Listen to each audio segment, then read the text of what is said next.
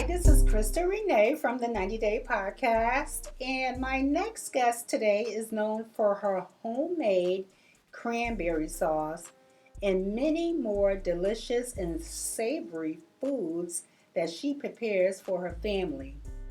Welcome, Stephanie Chisholm. How are you today? Great, and yourself? I am doing well. Stephanie, I want to start by asking, when did you start making cranberry sauce?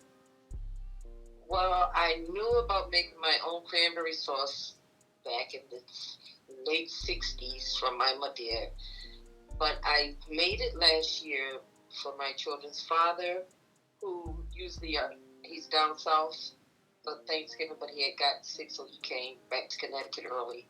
And my granddaughter and I wanted to do something special for him, so we made the cranberry sauce, and he loved it. And he since passed, but since he passed and he loved it so much, I figured I would make some in his honor this year. And so I did. Okay, so that was your sole purpose of the creation of your cranberry sauce? Yes, to honor my children's father, yes. Okay. Now, do you consider yourself an entrepreneur who has created something fantastic? Well, I heard that it was very good. I enjoy it. And, it's good for people that doesn't like canned food. Like myself, I have diabetes, so I really don't use any canned goods. But an entrepreneur, that would be nice. But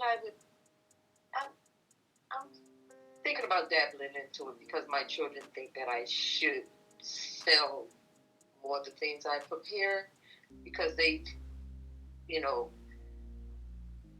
restaurants and people that's selling dinners on the side, they taste it and they say, "Mom, this is not that good," and these people are making lots of money and their food is not that good. Right. So, Now, you did mention that you learned from Medea. yes, I did. Okay, so what are some of the things you learned off Medea that transitioned into today?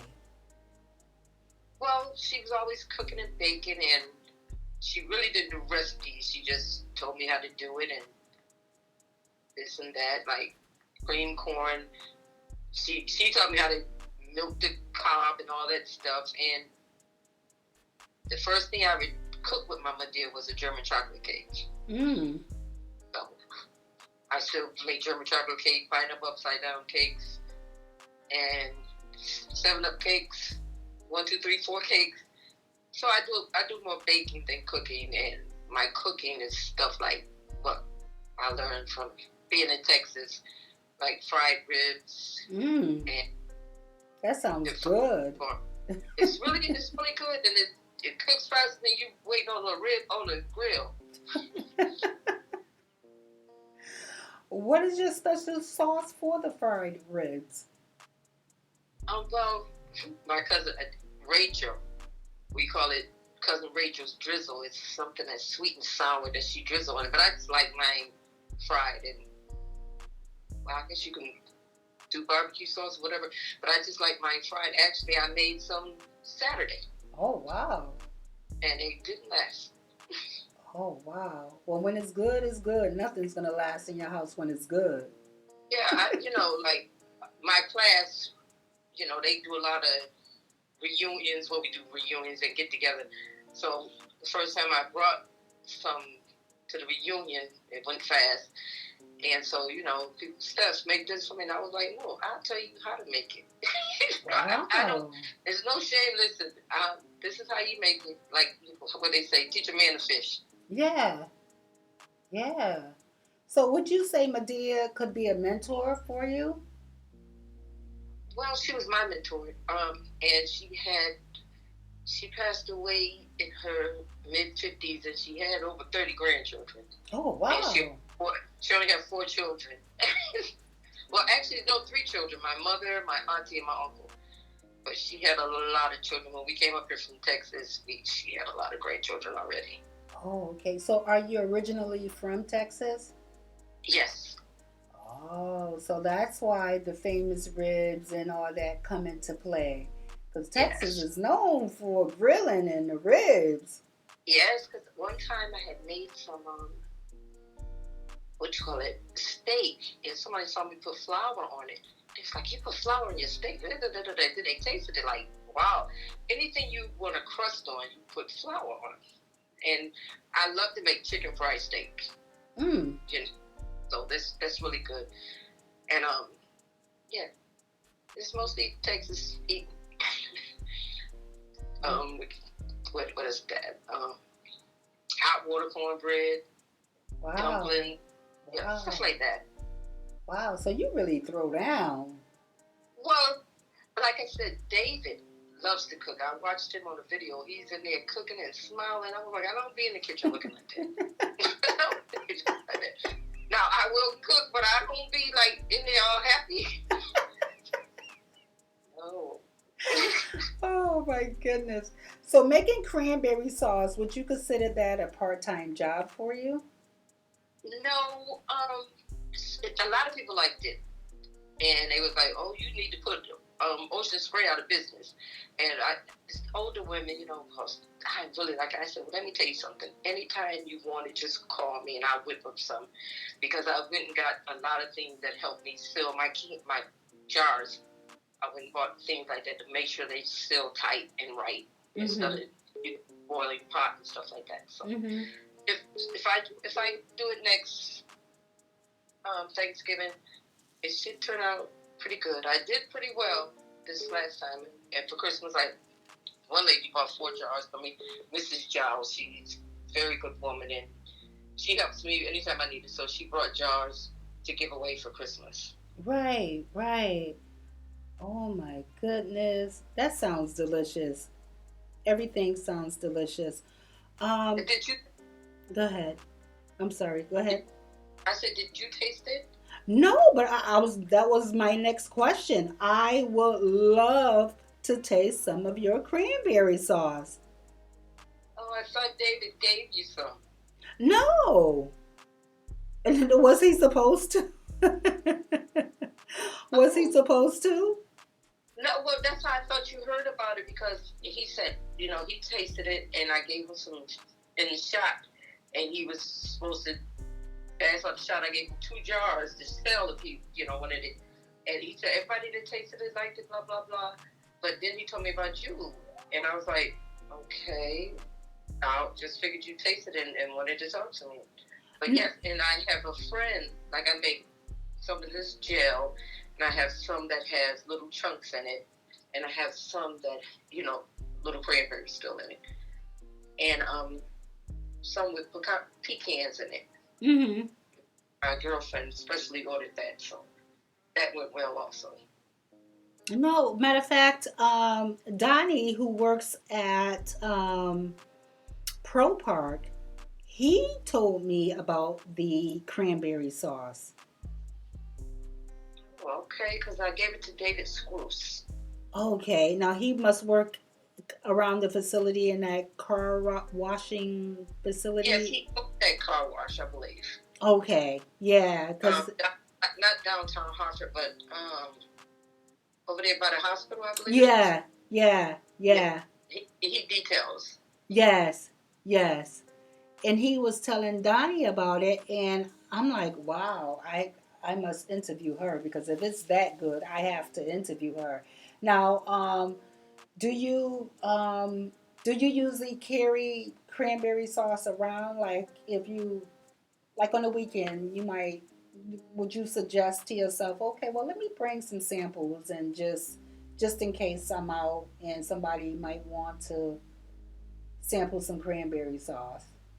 That's what I was doing. I was going out for Thanksgiving, because right before Thanksgiving, like my granddaughter, I'd take her to the bus stop, and I asked the women at the bus stop. They all bought it, and I met the school, and then I had a lot of friends I went to school with, and I run them off. It all was, and I had little shot glasses. I put it in a shot glass, little plastic. What do you call it? I guess it'd be a shot cup. Yeah.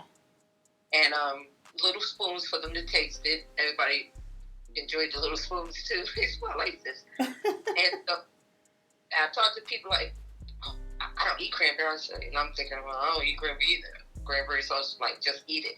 But after they eat it, they roll it in their mouth like, yeah, this is good. Because one girl said, well, I'm not even going to be here for Thanksgiving. And I said, well, just try it. She said, okay. And roll it around in her mouth. And she said, I'll take two. Okay. Oh, my goodness. I had American Legion for a minute because my friend worked there. And I sat there and I sold a few there. Yeah. I did pretty good. I made my money back. Right. And, yeah, so I was happy with it. And I have a couple of friends. Okay, I'm going to have to send you what they sent my son. Like I said, he gave some out at his job. He's a school bus driver. Mm-hmm. And they like, Kawan, man, you got me licking the inside of this shot glass, blah, blah, blah. And when he gave him the jar, one girl ate 2 jars on the bus. And told him, yeah, I ate most of the jars. I said, well, tell her to call me next week so I can give her some pills for her diabetes because eating all that stuff. Right. Ate both jars, and people put it on toast, biscuits, cornbread, or whatever. Because they use it as a jam or a jelly. But like I said, it's cranberry sauce. It's a little sweeter, and then for those who don't like it that sweet, I would make theirs not as sweet. Right. So put it in order. Listen, I must taste the cranberry sauce, and I have to try the fried ribs because that is good. Now, the fried ribs, doesn't matter whether it is beef or pork. I only did pork. Okay. Thank you. And Lord, thank you. I said, thank you, Lord, because I love some pork ribs. Yeah, I like, what is it called? I like spare ribs, but my daughter-in-law purchased, the little baby back, and that was pretty good too, but I don't know, I like that long rib, and I enjoy it. Now you got my mouth watering. You got my mouth watering. Well, then one time I had made some cream corn, and we was at like some kind of event. This man got on the mic and said, if y'all didn't taste that cream corn, y'all crazy. That cream corn in there, he just praised that cream corn, and I was like, okay now. So, yeah, and then my granddaughter, I hear her in the kitchen like, girl, what you doing? Nothing, my dear. Then I go in there, she dropped a couple of corns from trying to just take it and put it in her hand just to eat. I was like, girl, just get you a bowl and eat that corn, and she loves it. Okay, so besides the cranberry sauce, what new ideas are you planning to help build your platform even bigger? Well, like I said, my children trying to get me to do some plates. And I need a little help in the kitchen because my back is bad on me. That's why I was asking, what kind of medicine did you pick up? Because they just gave me a new medication, and I'm going to get a patch soon. But they had to take some tests before they can do that. So I need, I'm old-fashioned. When I make my potato salad, I like to cut mine up. I don't use gadgets. Right. Because it liquidates the stuff. So I cut up really small because nobody wants to see all the tricks, but you want that flavor. Right. So I do cook a lot. And I might start making plates because my children really want me to. And I'm going to make sure you get a Medea's plate. Oh, my God. Oh, please do. My mouth is watering right now. My mouth is watering for some ribs and the corn and the cornbread and everything else that you would just put on that plate. Oh, my God. And then when you live in a different state and you're growing up in different areas, and just like me, I mean, I was raised, of course, with my mom, and she loved to cook when she were younger, and she always had us in the kitchen, and I, being a middle child, found myself always stuck in the kitchen with her, helping her. So I do enjoy making recipes, just out of the blue recipes, maybe my own recipes, but I never was that person that You know how some people cook so good that they could just make a bowl of cereal taste good? Mm-hmm. That's what my mama say. I'm fixing some food. You just throw this together, throw that together, and make a meal. Because, like I said, when I was growing up, people started coming up when I got grown and had my son. I was like 21, had my own apartment and everything. So friends came over and they, you cooking cabbage with hot dogs? I was like, okay, yeah. Because my dad used to make a big old pot of cabbage and take some, it was Frank's back then, Frank's, about 2 packages, and cut them in half because she was feeding all these grandchildren. So and hot water cornbread, we had a whole meal. Mm-hmm. And so that's what you call fixing something. He fixed something. Of course, we all had that big old pot of oatmeal. And I never knew, because we would eat rice, but she would put butter, cinnamon, and sugar on it. And when I got in Project Concern and they sent me to Hopewell Glastonbury School, they made some plain white rice. And I'm like, who's going to eat that? Like, with the sugar? No, I was in the 3rd grade when I realized that everybody didn't eat sugar and cinnamon on a rice. Right. So, but I guess it was good. So, but yeah, my dad, she made her own wine because we lived on 25 Bob Street and we had a grapevine. We had all kind of fruit and stuff in our backyard. So she would make grapes. I'll never forget that she would strain it with not old diapers, but the white diapers Mm-hmm. and she would strain the grapes with that. And I, of course, little memories in your mind, how stained that little white diaper used to be. Right. But, yes, but she used to cook all the time for the whole, like, my auntie and my uncle, we all lived in that house. It was a very big house. It has since been torn down, and now it's Barbara Arms, but most of that area was our house, 25 Barbara Street. We had a very big house. Yeah, and I could really see it happening. I mean, really, you going, selling your food, and because the things you mentioned, I don't think too many restaurants sell authentic food like that nowadays. Everything is just either it's I'm not gonna say it's thrown together, but I don't think it has that authenticness. That love. Yeah, yeah. My cousin had a restaurant. It was called Silver Spoons. Was it Silver Spoon? It was right after you passed Tower Avenue, and she was doing pretty good, but she catered more to the Jamaican. She didn't put the soul food on it because she did soul food too, but she was catering more to the Jamaican. And I was like, Rachel, there's a lot of Jamaican restaurants on the strip. You should make it so everybody know that it's more than Jamaican food. Because, like I said, but she had got sick and she couldn't go back to work there. So she just gave up the restaurant. But, I had made her some potato salad and the fried ribs, and she did well with it. But within like a month, she had gotten sick. Oh, wow. But she wants to go back to selling food because she's very good at it. And, she makes great Jamaican food. Right. And, she called me up to make her prime rib because that's all my mother ate. So I cook a lot of prime rib, and it was on sale for $5.99.